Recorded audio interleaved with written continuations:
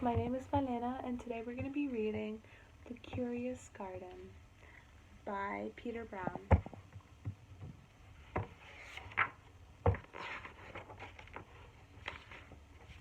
There once was a city without gardens or trees or greenery of any kind.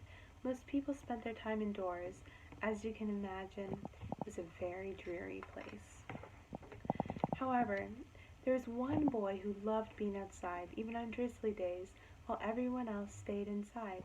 You could always find Liam happily splashing through his neighborhood. It was on one such morning that Liam made several surprising discoveries. He was wandering around the old railway, as he did from time to time, when he stumbled upon a dark stairwell leading up to the tracks. The railway had stopped working ages ago, and since Liam had always wanted to explore the tracks, there was only one thing for the curious boy to do. Liam ran up the stairs, pushed open the door, and stepped out onto the railway. The first thing he saw was a lonely patch of color. Wildflowers and plants were the last thing he had expected to find up there, but when he took a closer look, it became clear that the plants were dying. They needed a gardener. See? Here they are. Liam may not have been a gardener, but he knew that he could help, so he returned to the railway the very next day and got to work. The flowers nearly drowned, and he had a few pruning problems, but the plants patiently waited while Liam found better ways of gardening.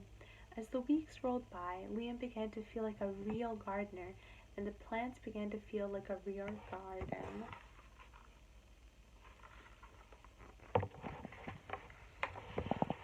Most gardens stay in one place, but this was no ordinary garden. With miles and miles of open railway ahead of it, the garden was growing restless.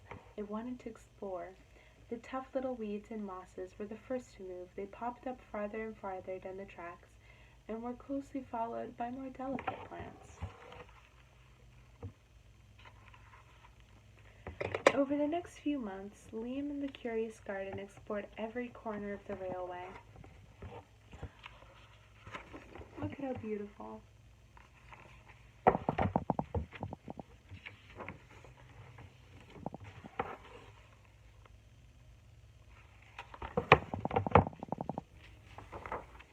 After spending a spring and summer and autumn with the garden, Liam's time on the railway was finally interrupted by winter. Heavy blankets of snow fell on the city that season, and for the first time since he became a gardener, Liam could not visit his plants.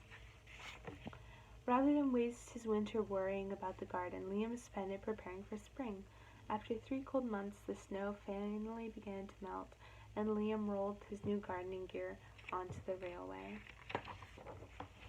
Winter had taken a toll on the garden, but thanks to Liam's planning, his handy new tools, and a little help from the sun, the plants began to awaken from their winter sleep.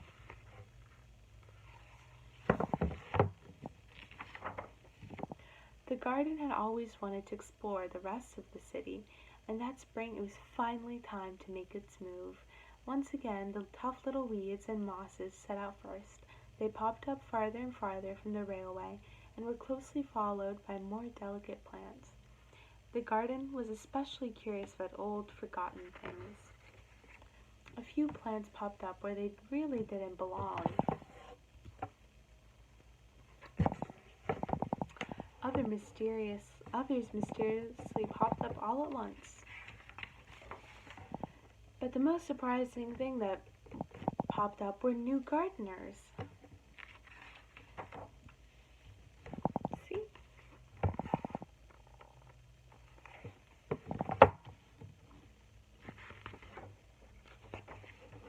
Many years later, the entire city had blossomed, but of all the new gardeners, Liam's favorite was where it all began.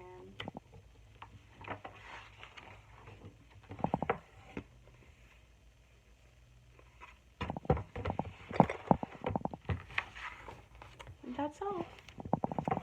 So, after reading The Curious Garden, maybe think of a place that you could grow something, maybe in a little pot in your room or outside of your house. And if you can't, maybe Draw a garden that you would love to have one day. Thank you.